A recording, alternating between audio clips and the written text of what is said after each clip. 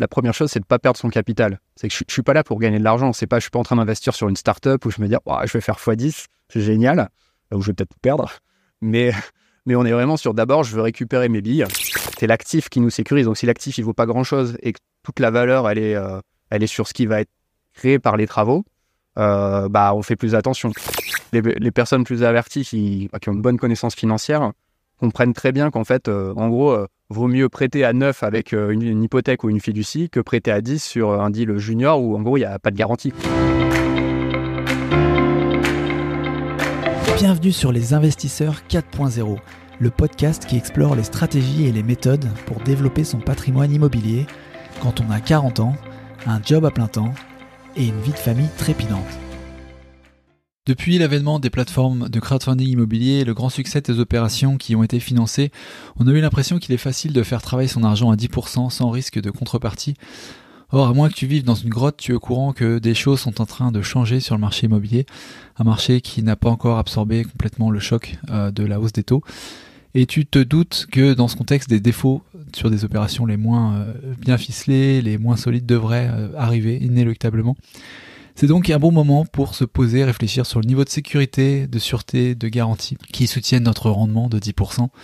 Il y a quelques semaines, j'ai eu l'occasion d'avoir une conversation super intéressante à ce sujet avec Johan Koum-Gauchet, DG de WishAreBonds, une des plateformes de crowdfunding les plus anciennes sur la place. C'est une conversation qu'on a eue au salon Révolution organisé par France FinTech, auquel j'ai été convié. Et c'est cette conversation que je souhaite partager avec toi aujourd'hui. Prépare-toi à y apprendre quels sont les critères de sélection d'un bon projet de crowdfunding immobilier, quel est le taux d'acceptation qu'affiche WishAreBonds sur les demandes de financement et quels sont les aspects les plus observés dans le contexte actuel. Quels sont aussi les niveaux de sûreté qui protègent le créditeur et lesquels sont les plus adaptés en fonction des projets financés.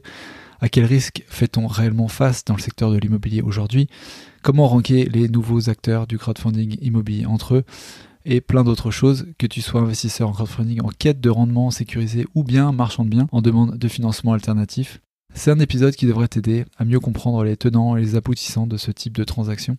Avant de démarrer, et si tu apprécies le contenu que je t'apporte ici, tu peux soutenir le projet en partageant ton avis sur Apple Podcasts, Spotify ou bien sur les réseaux Instagram et LinkedIn en priorité.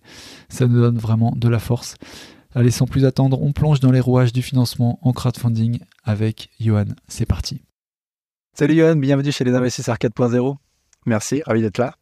Merci à toi d'être là. Donc on est ici sur FinTech Révolution organisée par French FinTech qui nous prête des studios gracieusement.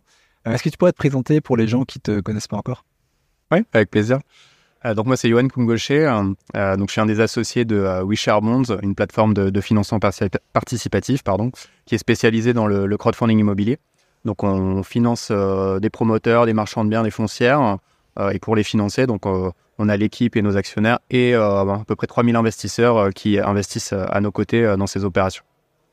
Tu peux dérouler aussi sur le démarrage, en fait, la genèse de WishAreBonds et comment vous êtes arrivé à vous focaliser un peu plus sur des opérations immobilières, du coup, si j'ai bien compris. Ouais, avec plaisir.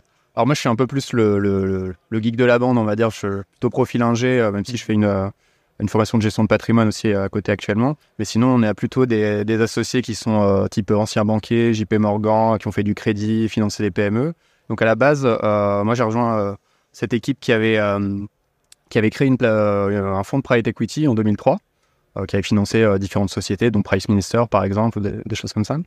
Donc on faisait du private equity, on finançait des PME en capital déjà. Et en octobre 2014, il y a eu la réglementation sur le financement participatif qui est sortie.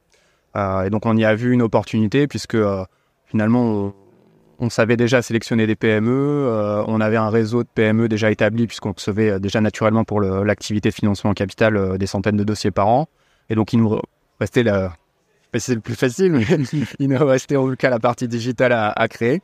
Mais voilà, sur la partie, on va dire, expertise, crédit, on avait ça. Donc on est parti de ça. Je pense qu'on a gardé justement cet ADN de sélectivité et de sélection des dossiers. Et on a rajouté la couche digitale. Et donc on est parti comme ça en 2015-2016, le temps d'avoir les agréments. Depuis, ça s'est plutôt bien passé jusqu'en gros début 2020, jusqu'à fin 2019, jusqu'au Covid, quoi. Mais jusqu'à cette période, on a plutôt eu pas mal de beaux succès, parce qu'on était la première première plateforme, enfin troisième en termes de volume et la première en termes de performance, ce qui est le plus important pour nous. Et c'est ce qu'on a essayé de reproduire ensuite dans justement ce qui s'est passé derrière, parce qu'on on faisait déjà un peu d'immobilier à travers les foncières qu'on finançait depuis le début de l'aventure en 2015. Et en 2020, suite au Covid, on a basculé vers l'immobilier. D'accord, ok. Parce que c'est vrai que je me souviens qu'il y avait des vidéos qui datent de 5 ans maintenant, hein, où vous disiez on est full financement PME, on y croit à tout. Ouais. Et en fait, le Covid et puis... le PGE surtout, ouais. Le PGE, ouais. Ouais. Parce qu'en fait, pour bien comprendre en fait, l'impact, c'est-à-dire pourquoi, mais c'est qu'en fait, on finançait des choses immatérielles pour les PME, c'est-à-dire ce que les banques ne finançaient pas. Donc, j'ai envie de recruter, de me développer à l'international, des choses comme ça. Donc, les banques financent plutôt sur actifs. C'est un peu l'ironie, hein, c'est ce qu'on fait maintenant. Mais à l'époque, on était vraiment sur ce côté. Non, mais nous, on va être en complément au financement bancaire. Enfin, on était un complément au financement bancaire. Mais le problème, c'est que donc, quand il y a eu le Covid, il y a eu, évidemment, la plupart des boîtes avaient quand même besoin de soutien. Mais on finançait plutôt des belles boîtes qui avaient besoin de se développer. Et comme c'était un financement non affecté, c'est venu concurrencer ce qu'on faisait. Et donc forcément, il n'y a pas photo entre prêt garanti par l'État à 0,5% et WeShareBonds à 6,5%. C'est pas du tout les taux du crowdfunding immobilier. Hein, mais à 6,5%, naturellement, on ne peut pas leur en vouloir. Elles allaient vers le PGE. Et on nous a remboursé d'ailleurs avec des PGE. Hein. Enfin, c'est pas bien normalement, mais voilà. Ouais. Aujourd'hui, d'ailleurs, sur ce paysage-là, c'est terminé le PGE. On peut continuer à faire du business dans le prêt participatif aux entreprises de façon concurrentielle ou sereine, ou ça reste compliqué? On reste aujourd'hui quand même dans un environnement qui n'est pas simple à lire, mais après, si on regarde vraiment juste sur la partie PME, est-ce qu'on peut faire du crowdfunding? Oui, on peut, même si en fait le gros enjeu, c'est est-ce que les boîtes qui finalement se sont surendettées pendant la période Covid, est-ce qu'elles se sont suffisamment désendettées? Quand on fait du crédit au PME, on regarde en fait un levier d'endettement, un ratio d'endettement par rapport à l'EBITDA, le BE, donc l'excédent brut d'exploitation des entreprises, donc combien elles sont capables de générer de cash chaque année, quoi. Et en général, les banques, elles financent à peu près 2 fois ça, et puis nous, on est rajouté 0,5 tours, quoi, une demi-année de plus en dette. Mais le problème, c'est que avec le PGE, comme c'était...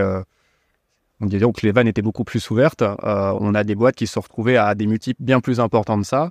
Donc, il faut imaginer qu'après, tous les ans, il faut arriver à rembourser sa dette pour retomber à un ratio où on veut bien vous prêter, quoi. Ah ouais. Voilà. Ok, ouais. Le temps que c'est les boîtes sont encore là. Ouais, d'accord. Ok.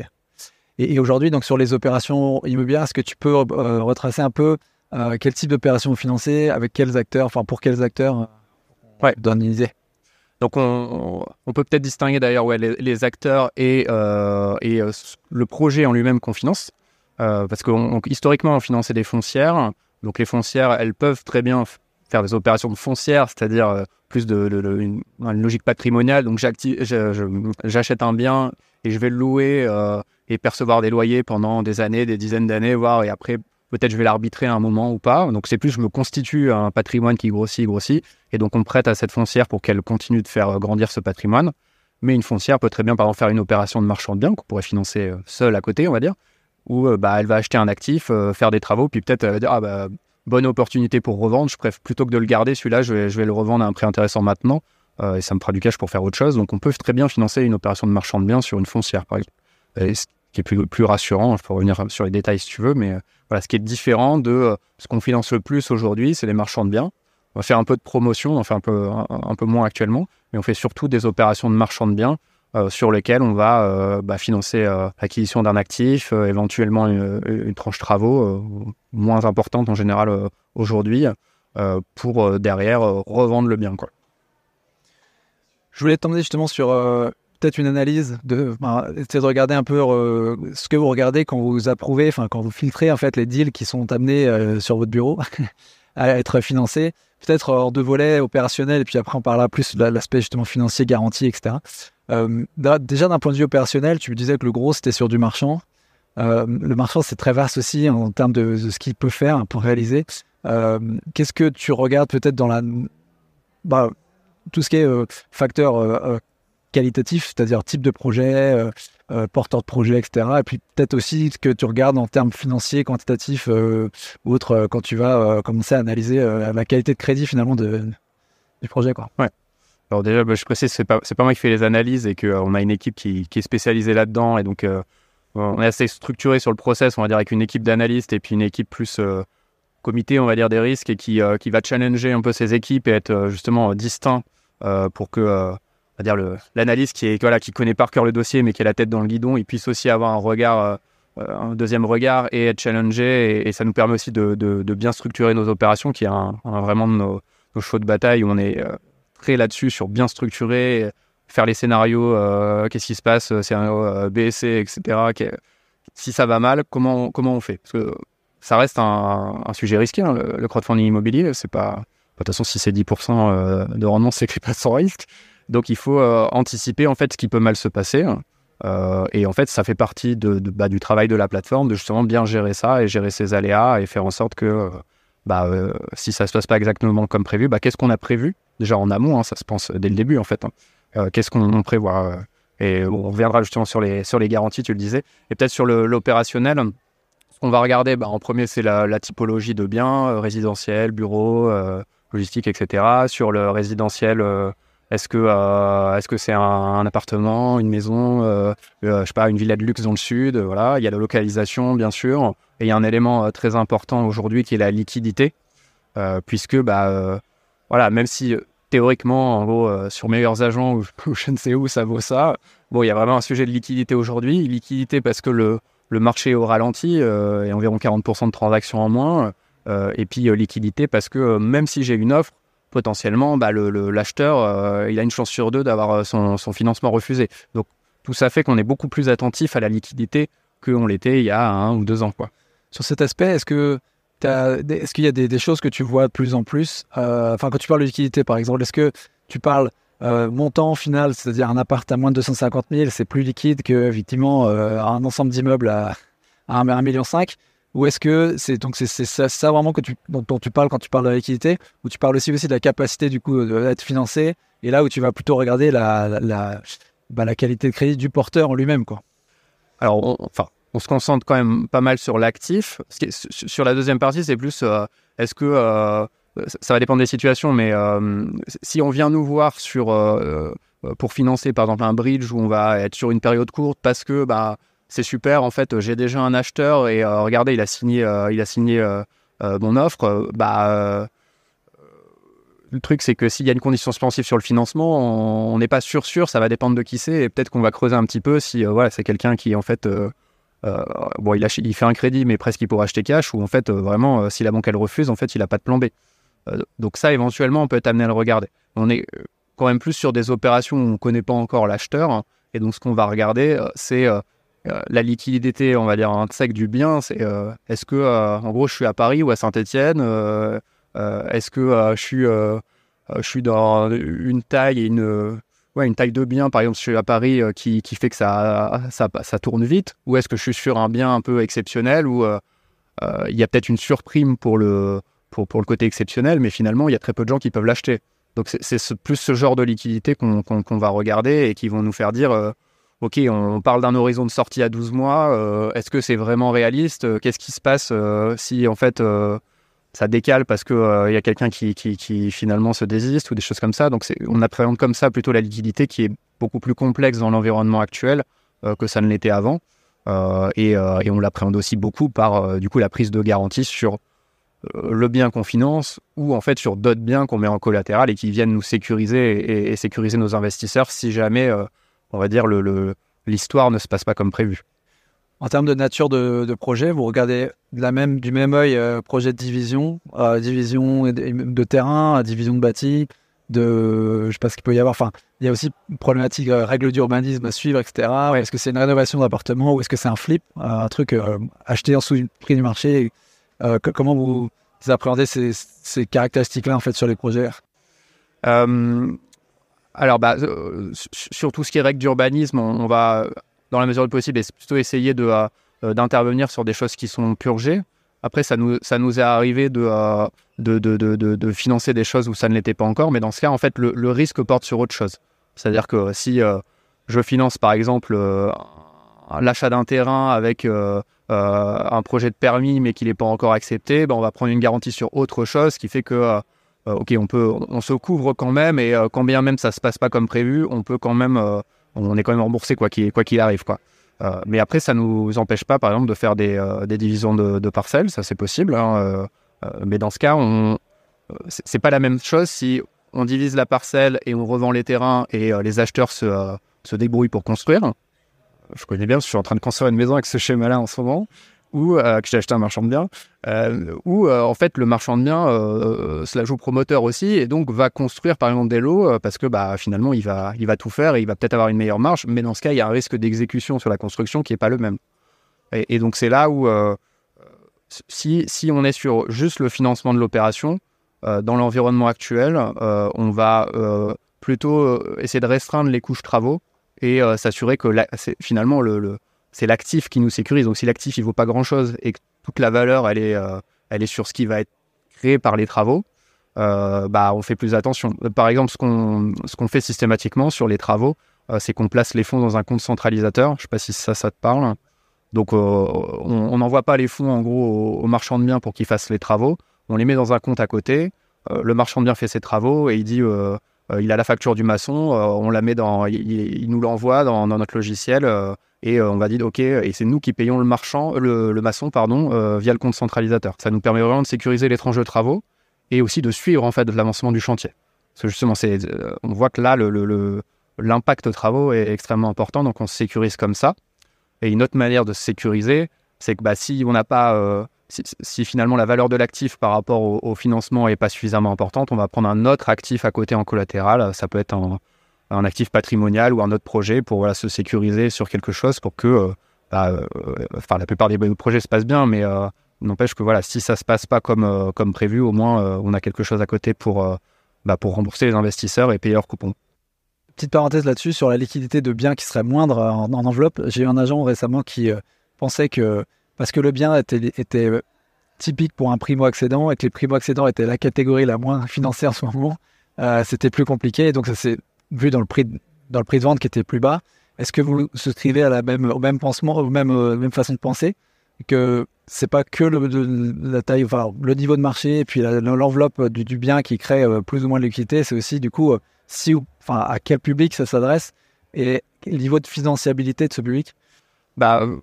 Oui, forcément un petit peu, parce qu'on quand on a j'en parlais tout à l'heure, quand on a des conditions suspensives de financement et en fonction de la typologie de personnes qui achètent le bien, forcément on est touché. C'est pas du tout la même logique que, je sais pas, quand on finance une villa de luxe à Biarritz, c'est pas les mêmes problématiques évidemment. Donc ça impacte la liquidité. Et un autre problème qui est lié à ça, et c'est en fait les données aussi qui remontent des ventes via le cadastre, les DVF, etc. C'est qu'on a un retard de 6 mois en gros sur les données des ventes. Donc on a des outils qui scrapent les annonces, etc. Donc on sait les prix des annonces et quand les annonces baissent, mais on sait pas tout de suite à combien finalement les biens ont été vendus. Donc on est obligé de prendre de prendre un peu de marge de manœuvre, merci, pour se dire ok, finalement aujourd'hui ce bien il vaut peut-être un peu moins. Ça c'est notre vision de combien vaut le bien quand on vient nous présenter une valeur d'actif. Donc on essaie d'estimer combien il vaudrait vraiment, sachant qu'on a 6 mois de décalage sur la réalité, quoi. La deuxième vision, c'est ok, si le marché il perd X%, est-ce que je suis remboursé? Et donc c'est comme ça qu'on établit nos ratios d'endettement pour se dire ok, la valeur de l'actif c'est 100. Si par exemple je prête 60, je sais que si mon actif il perd 40, je peux toujours rembourser au moins mon capital.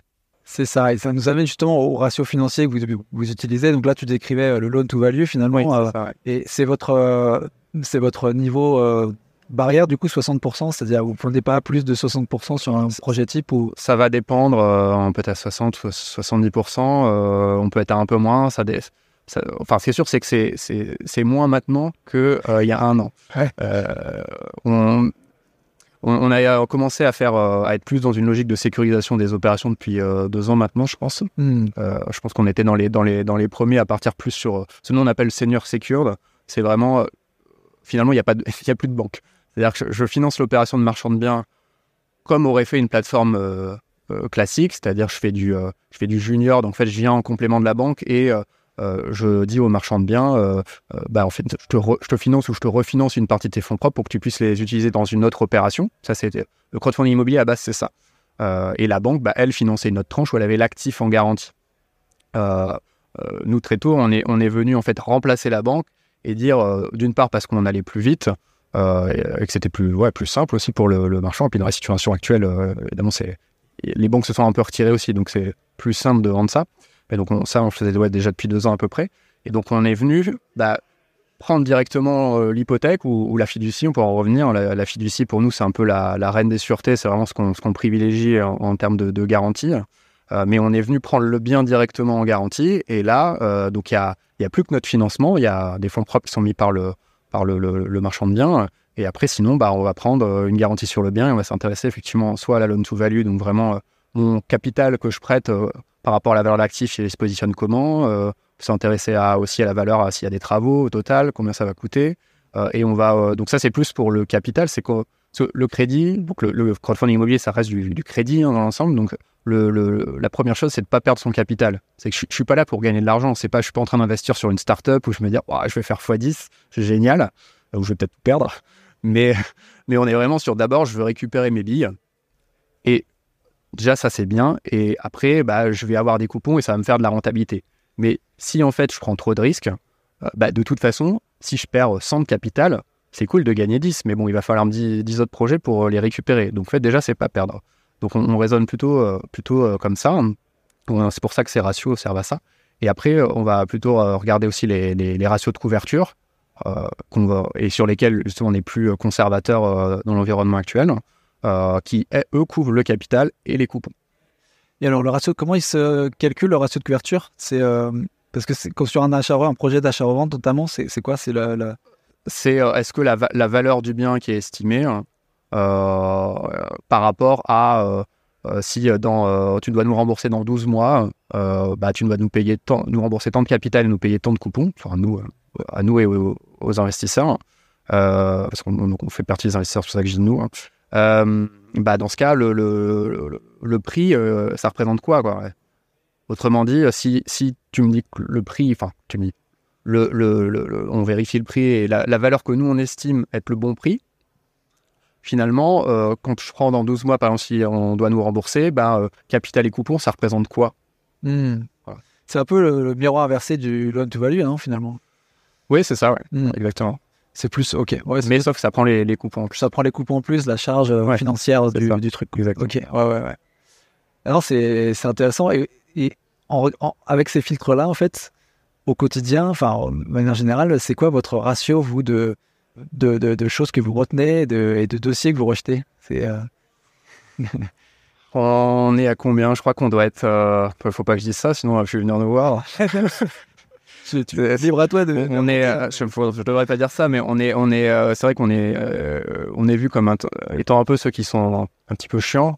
C'est sélectif. Conservateur, ouais. Donc oui, on est plutôt conservateur. Donc ce qui fait qu'on rejette malheureusement pas mal de dossiers. Je pense sur les dossiers acceptés.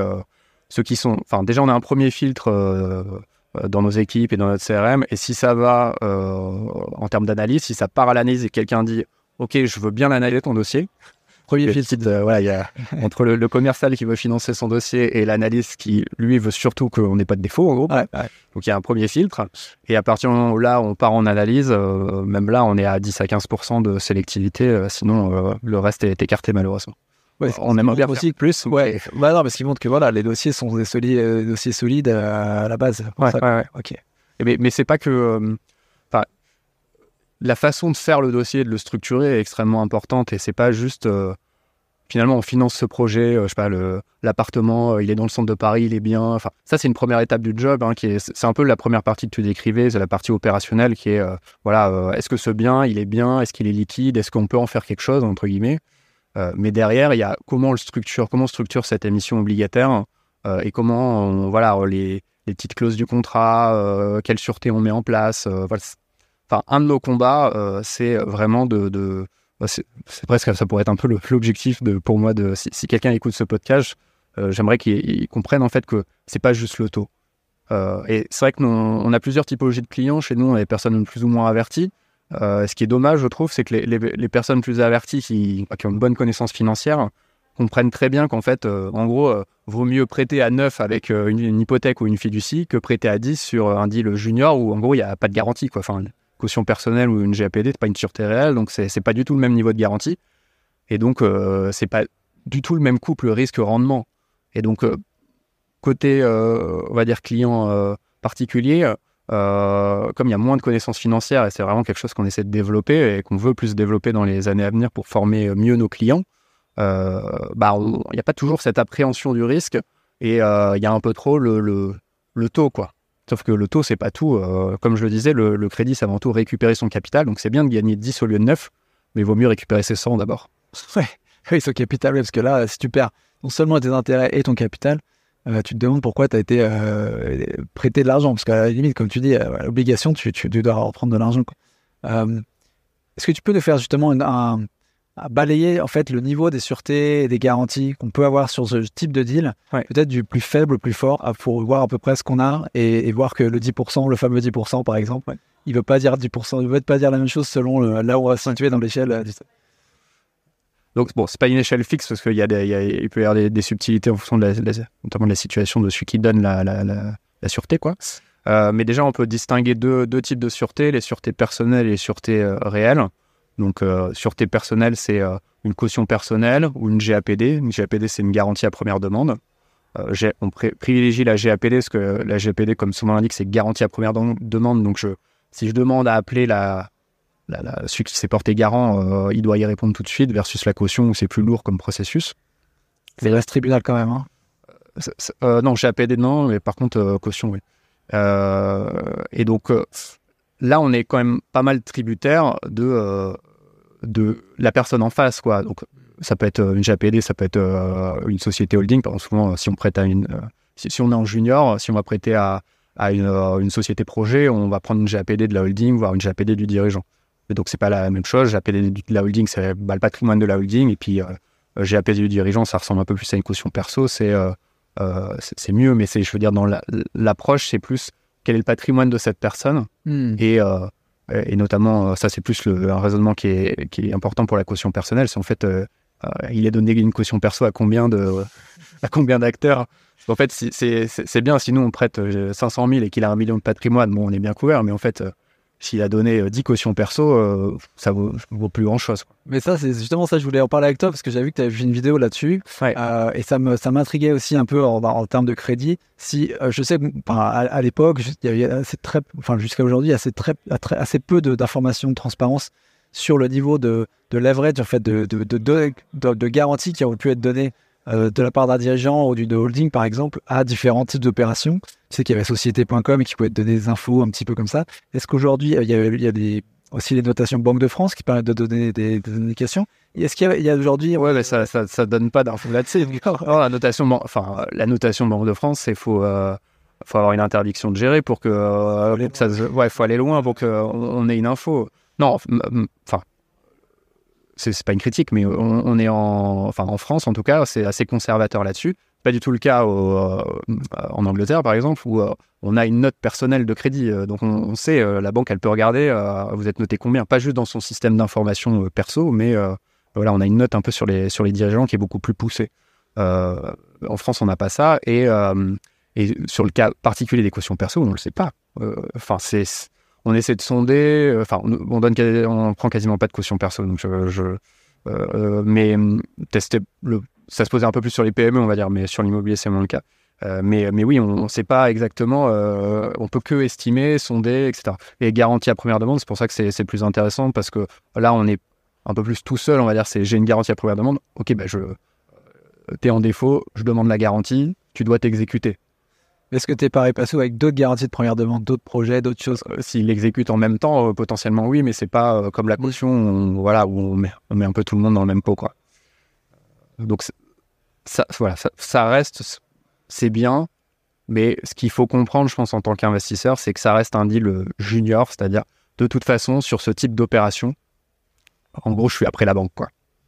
Donc, je prends beaucoup plus de risques pour mieux visualiser les choses, c'est-à-dire qu'en termes de rang, et en général, le financement bancaire est plus important, tout ce qu'il va y avoir comme plus-value, produit de la vente, va servir d'abord à rembourser la banque et après à me rembourser en tant qu'obligataire. Et s'il n'y a pas assez, c'est moi qui prends. La banque, elle aura été remboursée. Et en dernier, c'est les fonds propres de l'opérateur.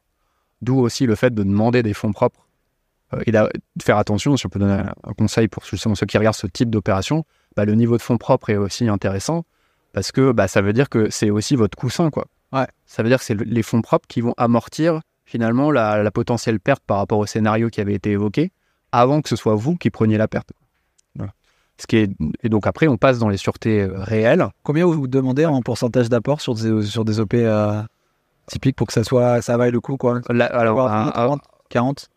Ouais, on en fait moins maintenant, mais on est plutôt sur 30 maintenant. Ok. On était plus sur 15-20 avant. Mais encore une fois, on en fait plus beaucoup. On est beaucoup plus aujourd'hui sur des opérations avec des sûretés sur des actifs. Ok. On le fait encore sur des... Alors, soit sur des foncières, parce que c'est une autre logique, c'est un patrimoine diversifié et on a une assise beaucoup plus importante, c'est pas du tout pareil. Soit sur des opérations de marchands sur un projet, c'est vraiment sur des opérateurs où on sait qu'ils travaillent bien et qu'on c'est carré, quoi. Et comme tu disais, vous prenez maintenant, vous substituez pas, en fait, enfin, vous substituez à la banque, vous prenez vraiment tout. Est-ce que ça remet pas en question votre rapport à la garantie de première demande? Parce que si tu as une garantie de première demande et que tu as 100%, c'est toi, t'as pas la banque qui passe avant, tu vois, t'es tout. Non, mais par contre, en fait, s'il n'y a pas de banque, on ne prend pas de garantie à première demande, on va prendre directement une sûreté sur l'actif. Donc, une hypothèque, une fiducie, un ou plusieurs nantissements sur différentes choses.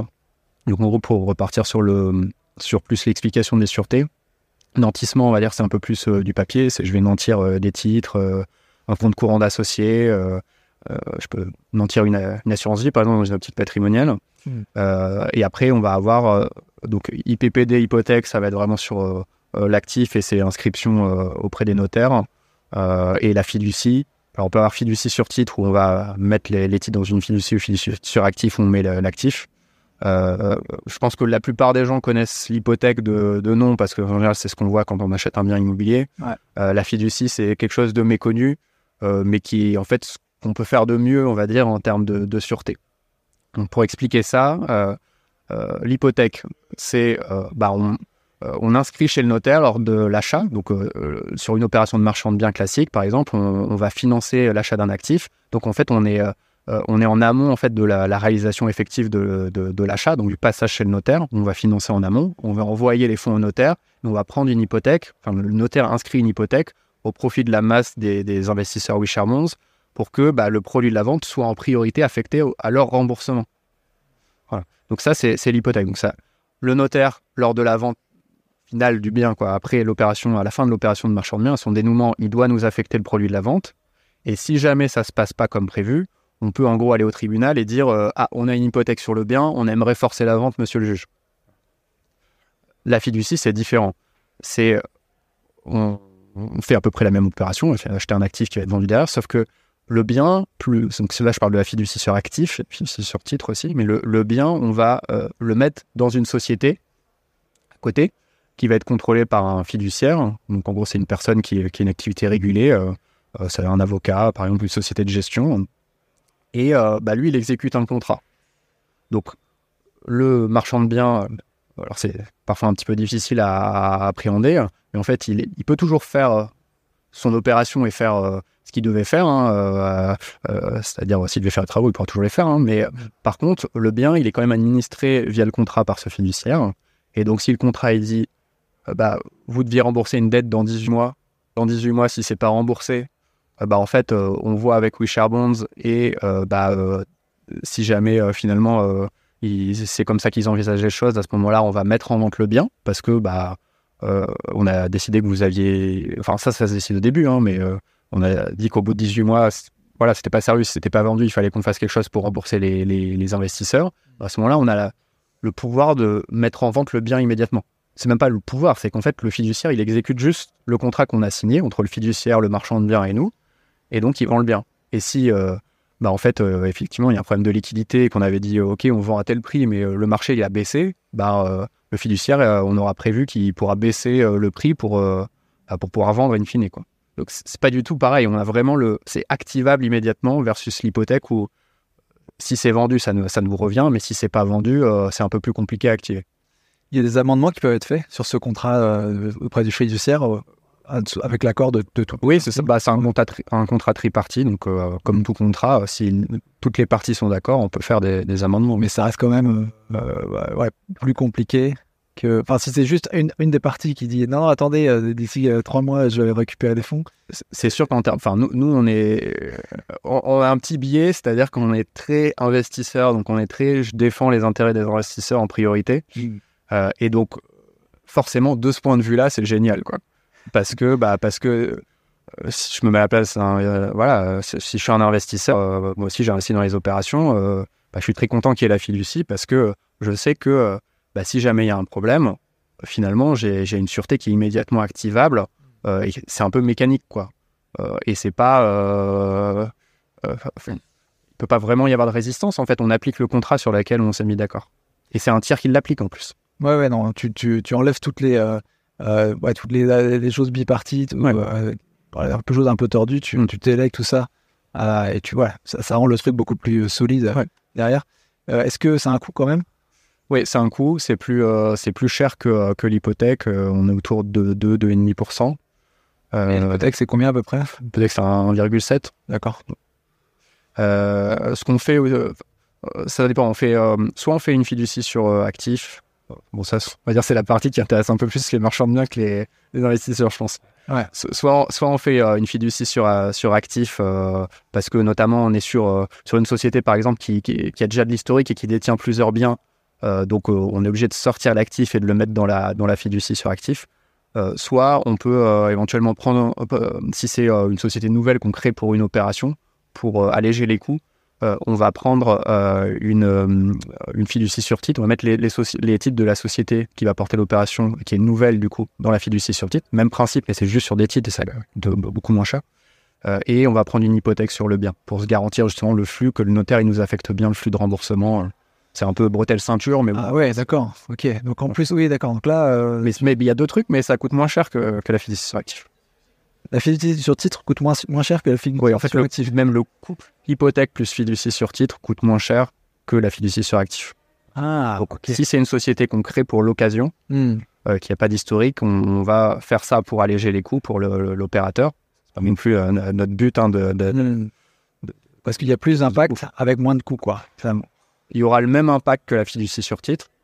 Donc, j'ai la main sur l'actif et on contrôle ce qu'on en fait. Sauf que on peut le faire via ce mécanisme, alors que quand il y a une société qui est déjà établie avec plusieurs actifs, on va pas prendre la main sur l'ensemble et donc on sort l'actif. Voilà, c'est différent. D'accord. Il y a une publicité foncière qui est différente. Dans un court instant, on verra à quel taux de défaut il faut se préparer, quels sont les nouveaux acteurs du crowdfunding immobilier et qu'est-ce que l'agrément PSFP apporte à la solidité de leur modèle. À tout de suite. Je voulais aussi partir sur votre expérience malgré votre côté très conservateur, il y a peut-être eu de la casse quand même sur le dossier que vous avez financé. Et je serais intéressé de savoir faire une petite analyse post-mortem des défauts principaux. Et puis deuxième partie aussi, peut-être que tu nous expliques si par rapport à l'évolution du marché aujourd'hui, si on doit faire attention en plus à l'une ou l'autre des choses pour les investisseurs qui nous écoutent. Ouais, ça marche. Alors on a de la chance sur la partie crowdfunding immobilier. Pour l'instant, on n'a pas de défaut. Mais ça viendra forcément. Enfin, de toute façon, si on investit en crowdfunding immobilier, il faut pas se dire c'est 10% sans risque. Non, il y a ces taux-là, il y a forcément du risque. Et nous, de toute façon, on intègre un taux statistique de défaut dans ce qu'on fait. Enfin, c'était encore plus vrai sur les PME où on avait les notations Banque de France et donc on avait des stades de défaut.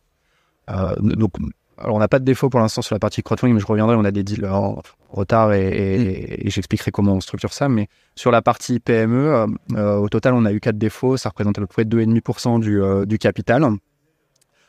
Et donc, ce qui, en fait, était le taux statistique qu'on avait prévu à la base, ce qui fait qu'on était à 6,5% de rentabilité brute et on est descendu à un peu plus de 5 pour l'investisseur. Donc, c'est ce qu'on avait prévu, ça reste intéressant. Ce qu'il faut, aujourd'hui, ça le serait moins, mais il faut se projeter quand c'était l'environnement à taux zéro. C'était quand même pas mal, 5 nets de défaut, c'est plutôt pas mal. Donc ça, on est content. Je pense qu'on a bien bossé. Et sur la partie immobilier, on est plus sur des opérations où on a des reports, où on va reporter parce que justement il y a ces problèmes de liquidité, la commercialisation, finalement l'acheteur s'est désisté, voilà, des choses comme ça. Et donc ça reste quand même un mal pour un bien. C'est évidemment, ça fait jamais plaisir quand on pensait recevoir son capital à telle date et puis qu'on nous dit que ce sera 3 ou 6 mois plus tard. Mais par contre, ce qu'on essaie de faire, et je pense ce qui satisfait à mon avis les investisseurs aussi, quand ils regardent justement comment on a refait les choses, c'est qu'on en profite pour en fait prendre de nouvelles garanties. C'est-à-dire que passer notamment sur des deals juniors qu'on a fait par le passé, si le deal l'opération est en retard, on va en profiter pour prendre une garantie supplémentaire, peut-être mettre un autre bien en garantie, mettre des pénalités de retard. Donc, en gros, ça dure plus longtemps, ça se fait jamais plaisir, mais en termes de rendement, on n'est pas forcément perdant, parce que de toute façon, la période, elle va être payée, quoi. Donc évidemment, il pourra toujours y avoir un défaut, hein. Je dis pas qu'il y aura 0 défaut, forcément il y en aura, mais on est plus quand même sur beaucoup un risque de liquidité, quoi. Ouais, tant que c'est un peu le cas sur toutes les plateformes, j'ai l'impression, c'est qu'on voit de plus en plus de retard, on n'a pas des vrais, c'est pas des trucs spectaculaires, genre défaut, mais tant que ça, il n'y a pas de transaction, de toute façon c'est mécanique, hein. S'il n'y a pas de transaction, c'est la commercialisation, elle tombe un peu, ouais. Et donc il y a des retards, mais c'est intéressant le fait que tu rajoutes des garanties, surtout sur des deals avant qui étaient peut-être un peu moins ficelés, ouais. que précédemment. Parce que pour compléter aussi, il y a aussi une différence entre les opérations où on est sur un actif et ceux où il y a quelque chose qu'on fait nous systématiquement, mais je crois qu'il n'y a pas beaucoup qui le font, c'est on inclut systématiquement une clause de remboursement anticipé obligatoire. Ce qui fait que si je vends l'actif, et c'est notamment intéressant ça demande plus de travail pour nous, mais quand il y a des ventes par lot, par exemple, j'achète une opération typique de marchand, j'achète un immeuble un peu vétuste, je vais tout rénover et je vais vendre les appartements à la découpe. Donc, lot par lot, appartement par appartement. Donc, le notaire, en fait, comme on a l'hypothèque qui est affectée et on a une clause de remboursement anticipé obligatoire par lot, à chaque fois qu'il y a un appartement qui est vendu, le notaire nous envoie les fonds et nous, on rembourse par anticipation les investisseurs. C'est pareil, ça fait partie des choses où il faut qu'on fasse de la pédagogie. Parce qu'on a tendance à dire, attendez, moi j'ai prêté pour 18 mois, je m'attendais à recevoir des coupons sur 18 mois et du coup vous me remboursez au bout de 6 mois. Tu fais des déçus, quoi. Ouais, on fait des déçus. Alors bon, en général on a 6 mois de coupons minimum, donc on descend pas en dessous et parfois on est remboursé au bout de 3 mois avec le double de coupons, c'est partie sympa. Mais sinon, encore une fois, ce qu'il faut pas oublier, c'est que le but c'est de se faire rembourser. Donc nous, on préfère largement que ça dure moins longtemps, mais voilà, le cash qui est issu de la vente de l'appartement, il va tout de suite aux investisseurs, plutôt que, on va dire, le cash sort pour aller financer autre chose, et puis au moment où il faut rembourser, mince, on n'a pas forcément le cash en face.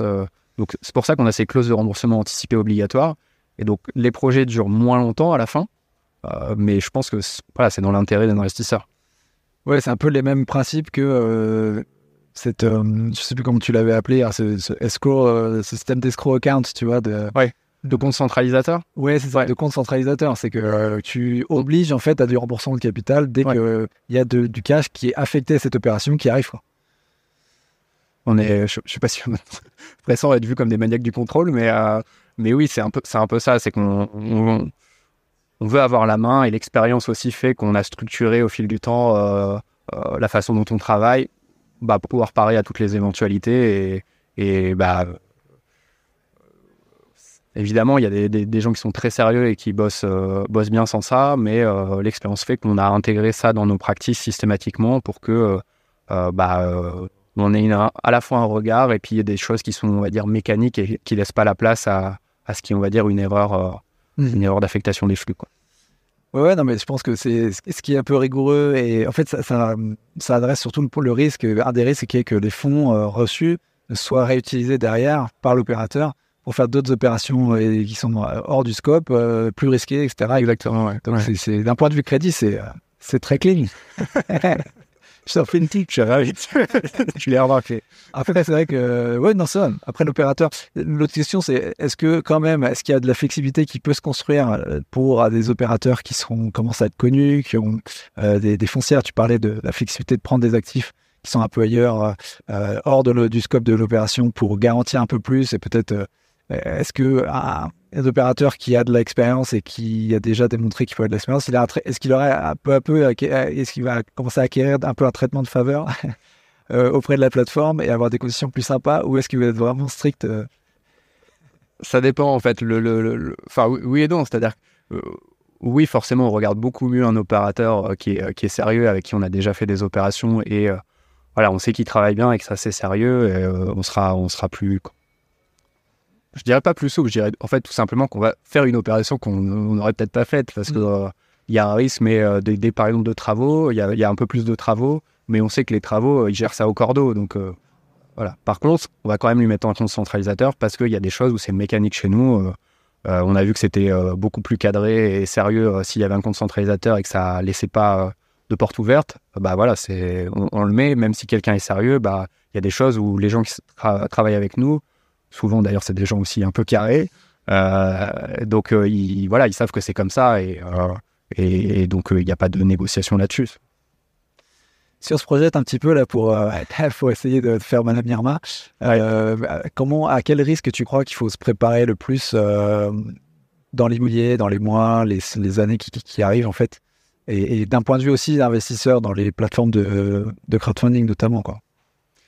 Est-ce que le 10% garanti va continuer, quoi? Oui, je pense que le 10% garanti va continuer. Enfin, justement, en fait, moi, si je dis qu'il fallait faire attention à quelque chose, c'est un peu ce que j'ai dit plus au début, c'est que il faut bien distinguer les opérations où on est sur des taux peut-être un peu plus élevés et les opérations où on a des garanties. Enfin voilà, vaut mieux un taux un poil plus bas, mais des vraies garanties sur le bien, plutôt que voilà, juste regarder le taux, ça fait pas tout, quoi. Donc nous et les acteurs de manière générale du marché, hein, vont continuer à faire des opérations, et même nous on fait aussi un petit peu d'opérations juniors, donc en finançant à des taux plus importants, là où il peut y avoir une banque et où on peut faire des travaux, faire d'autres choses, mais c'est vrai que souvent la frontière est assez mince entre quelque chose de très sécurisé et quelque chose où on est beaucoup plus light, et encore une fois, on va parler tout à l'heure, la GAPD, ça fait une sûreté, mais c'est une sûreté personnelle, comme on expliquait, et c'est beaucoup moins fort que quelque chose une sûreté sur un actif. Donc je pense qu'il faut quand même faire attention à ces choses-là, et que quand on regarde des deals sur le marché, c'est important de regarder ce qui a été mis comme collatéral en face. C'est important aussi de regarder justement le projet financé n'est pas forcément le collatéral, donc ce qui est mis en garantie. Parfois, on peut avoir plusieurs choses mises en garantie, mais ce que je veux dire par là, c'est que même dans la situation actuelle où on a un sujet de liquidité pour pas mal de personnes, c'est presque une liquidité. Il y a des choses qu'on fait qui peuvent presque un peu ressembler à un prêt relais, c'est-à-dire finalement, je suis riche en actifs, mais je suis pauvre en cash, en liquidité. Je peux mettre un actif en garantie qui n'a rien à voir avec le projet que je suis en train de financer. Donc, je peux, si je caricature, je peux très bien financer une opération de marchand de biens, de division de parcelles, comme tu disais, à Saint-Étienne. Pas super sexy, ça me fait pas envie. J'ai rien contre Saint-Étienne. Tout à l'heure, tu t'as dit si je suis plutôt lyonnais, mais on est maintenant. Voilà. Mais je peux très bien financer ça, même si ça me fait pas très envie. En fait, peut-être que j'ai un appart parisien comme collatéral sur lequel on l'a mis dans une fiducie. Donc en fait, là, c'est plus du tout la même chose. Le risque, il porte sur l'appartement parisien, sa liquidité. On parlait de LTV, de ratio d'endettement, etc. Donc c'est plutôt ça qui va nous intéresser. Donc faut bien faire attention aux petits détails, en fait. Malheureusement, c'est vrai qu'on a l'historique du crowdfunding, c'est quand même quelque chose où on a tendance à c'est parti dans l'heure, donc il faut que je clique super vite. Et malheureusement, en fait, il faut quand même lire les petites lignes, et il faut lire, en fait, il y a quoi comme garantie, il y a quoi comme actif derrière. En fait, ma thèse de remboursement, elle porte sur quoi? Elle porte sur le fait que la division de parcelles à Saint-Étienne, elle va bien se passer, ou en fait sur le fait que l'appartement parisien, finalement, il vaut 2 fois la dette que j'ai mis en face. Donc, c'est bon, d'ici là que l'immobilier, il perd 50% à Paris, je pense que je suis tranquille. Il faut regarder ça, et je pense qu'il faut continuer d'investir. Enfin, moi, je continue d'investir, et nous, c'est pour ça qu'on est toujours là-dedans, et nos actionnaires continuent d'investir. Donc, ça marche toujours aussi bien, on va dire. Mais par contre, c'est pas les mêmes opérations qu'avant. Et je pense qu'il faut aussi, en tant qu'investisseur, avoir un regard un peu différent et regarder dans quoi on investit, tout simplement. Dans la partie mécanique, plus juste un petit point sur tout ce qui est les agréments CIP, IFP, Ouais. etc. Est-ce que ça a une importance pour les épargnants Est-ce que qu'est-ce que ça signifie Est-ce qu'il y a des choses auxquelles il faut faire attention quand on investit sur l'accréditation de la plateforme à laquelle on va investir en fait? Oui, je pense qu'il faut faire attention à l'agrément. Le problème, c'est qu'il faut connaître les agréments. Et j'ai envie de dire, il y a un peu les agréments et les statuts, quoi. Donc, il y a des choses qu'on peut obtenir très facilement. Alors, je ne parle pas forcément du crowdfunding, d'ailleurs. Je vise un peu plus large. Mais on peut très bien obtenir quelque chose pour faire du conseil en investissement ou des choses comme ça, en s'enregistrant à l'ORIAS, qui est un registre d'intermédiaire où, en gros, si j'ai un diplôme d'école de commerce, j'ai pas été condamné, j'ai bossé 1 an dans un secteur à peu près proche de la finance, on va dire, bah c'est bon, je peux avoir ce statut. Est-ce que je suis de bon conseil pour autant, ou est-ce que je peux proposer tel ou tel produit? Bah pas forcément. Donc je pense qu'il faut être vigilant, il ne faut pas s'arrêter à... C'est bon, on est agréé par l'AMF, ou enfin pas agréé, mais je veux dire, il y a des certifiés AMF, c'est pas agréé que je voulais dire, parce que je suis agréé par l'AMF, mais c'est plus la certification AMF qu'on peut passer, par exemple, qui est juste un questionnaire de je sais plus combien de questions, peut-être une centaine de questions, qui permet un peu de valider des connaissances. Voilà, c'est pas parce que j'ai eu ma petite certification AMF que je suis, par exemple, conseiller en gestion de patrimoine super expérimenté du jour au lendemain, ou c'est pas parce que je peux faire, par exemple, proposer des dons ou des royalties que je peux faire demain des obligations ou d'autres choses. Donc l'agrément est quand même important. Il faut que malheureusement, il faut que les gens le regardent, mais vu ce qui se passe, je pense que la majorité de gens qui ne regardent pas ça, et donc c'est important de se renseigner sur ces choses-là avant d'investir, parce qu'on peut avoir des déconvenus et le régulateur peut pas toujours attraper ceux qui dérivent un petit peu avant qu'on investisse, malheureusement. Surtout qu'il y a une grosse abondance d'offres là, de nouveaux acteurs dans les plateformes IMO, de crowdfunding immobilier. Et donc, la dernière en date, la PSFP, est-ce que c'est ça qu'il faut regarder pour voir le sérieux d'une plateforme? Enfin, tu te tourneras vers quoi en fait? Ouais, le PSFP, c'est un vrai agrément déjà. Donc, nous, on était société de gestion, donc on voit bien la différence. Par exemple, l'IFP, qui était intermédiaire en financement participatif, c'était vraiment une chambre d'enregistrement où on déposait son dossier à l'ORIAS et on était contrôlé a posteriori. Ce qui est quand même différent de, en gros, je dois produire 500 pages avec tous mes process à l'AMF. Voilà, donc ça, c'est un vrai agrément, le PSFP, ça, on en est très content. Ça fait, on l'a eu, donc je vais en parler maintenant, mais c'est dur parce que faut produire les process.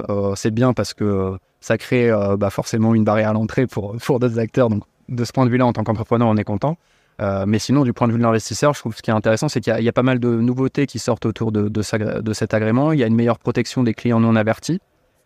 C'est-à-dire que, ça va être un peu plus dur de s'inscrire, enfin un peu plus long, parce qu'on va avoir un test de connaissance si on est non averti, on va avoir une simulation de sa capacité à supporter les pertes. Donc en gros, un petit simulateur qui permet de savoir c'est quoi notre capacité d'investissement et est-ce qu'on est prêt à perdre 10% de cette capacité, pour un peu voir psychologiquement si on est prêt à se lancer en gros dans le crowdfunding, quoi.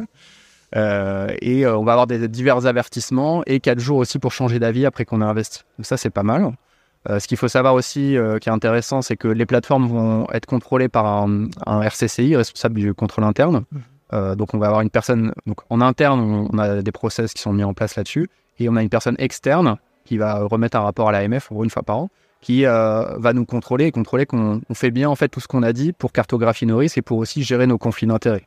Parce qu'un des sujets aussi, c'est est-ce que du coup, on n'est pas parfois tenté de faire des choses qu'on ne devrait pas faire parce qu'on est conflicté? Est-ce qu'on est transparent sur ces conflits? Donc tout ça va permettre de professionnaliser, on va dire, encore plus ce secteur. Et donc, pour le coup, comme le PSFP, c'est dur à avoir. Bon, déjà, il faut regarder sur l'AMF si la société qui dit avoir le PSFP l'a bien. Mais on sait que si elle l'a, a priori, c'est qu'elle a quand même passé un certain nombre de checks. Et voilà, que c'est pas juste j'ai eu mon petit diplôme AMF en école de commerce, on va dire, et que du coup, c'est bon, écoutez-moi. Top. WeShareBond, c'est les prochaines activités, les prochains chantiers, vous en êtes où? C'est quoi vos projets maintenant? Alors, pas mal de choses sur le feu. C'est vrai qu'on a un peu travaillé dans la discrétion jusqu'à maintenant. Donc on a nos actionnaires, on a cette communauté d'investisseurs qui marche beaucoup. On en parlait avant le podcast par le bouche à oreille.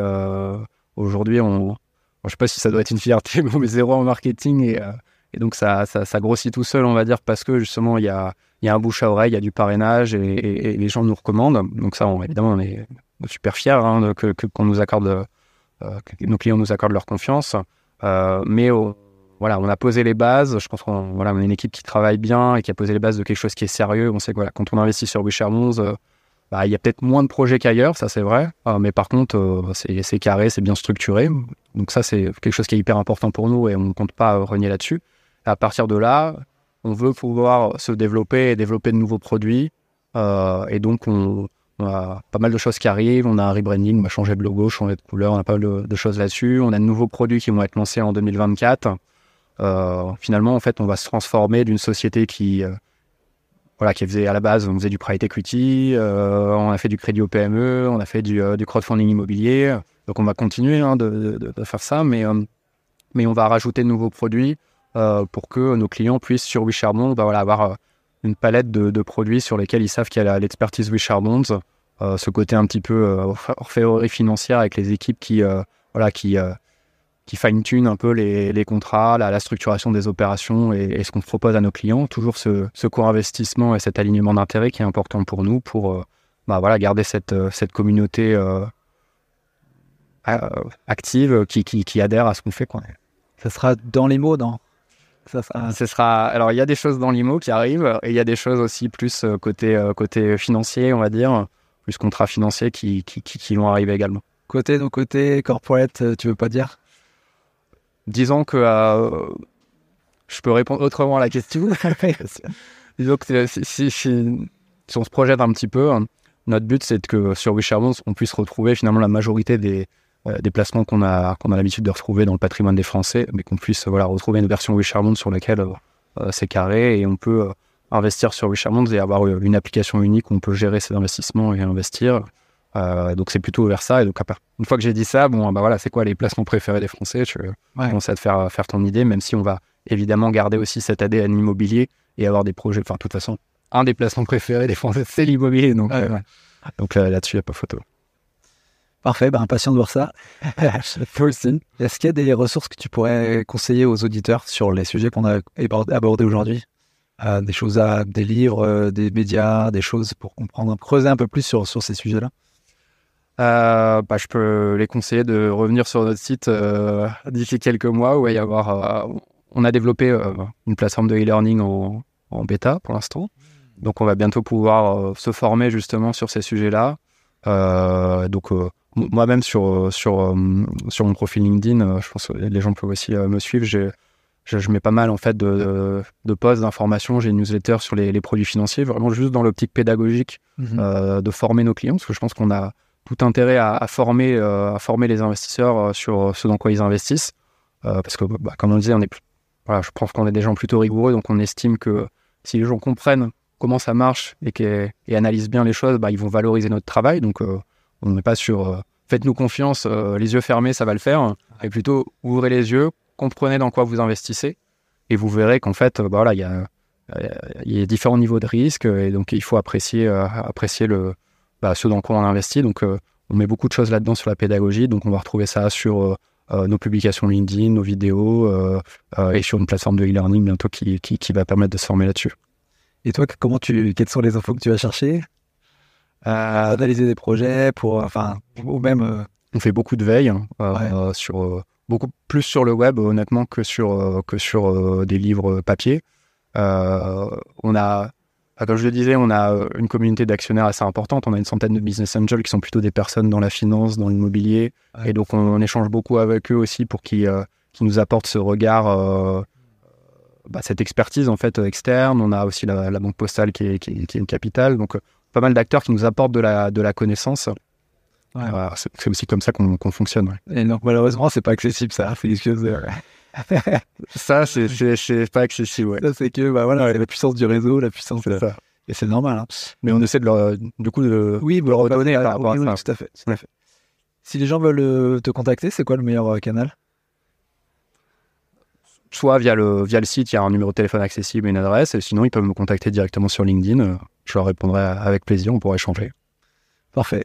Bon, Yann, merci beaucoup pour ton temps, pour les explications, et puis hâte de voir le rebranding. Alors, ça va changer de peau, là. Ouais, tout à fait. Ce sera plus bleu. Ah, on dit déjà. Ça sera rouge. Non. Merci à toi, Yann, à bientôt. Merci, à bientôt. Ciao. Voilà, c'est tout pour aujourd'hui. J'espère que cet épisode t'a plu. Faites-toi un investisseur un peu mieux informé. Si c'est le cas, n'hésite pas à partager ce podcast avec ton entourage et à lui mettre une évaluation 5 étoiles sur Apple Podcasts ou Podchaser. Ça permet de le faire monter dans les classements et de me donner la motivation pour t'offrir toujours le meilleur contenu. Voilà, merci beaucoup encore pour ton soutien et une très bonne fin de semaine à toi. Ciao!